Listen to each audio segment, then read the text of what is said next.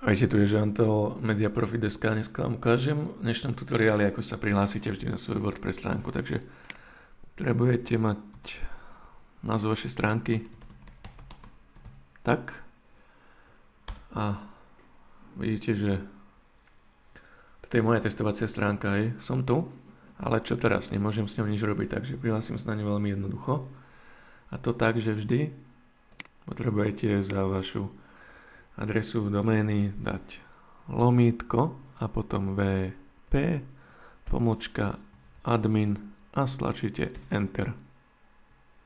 Tak, tu vám ponúkne zadajte login, zadám login, zadáte potom heslo, stlačíte Enter alebo kliknete na prihlásiť sa a ste tu.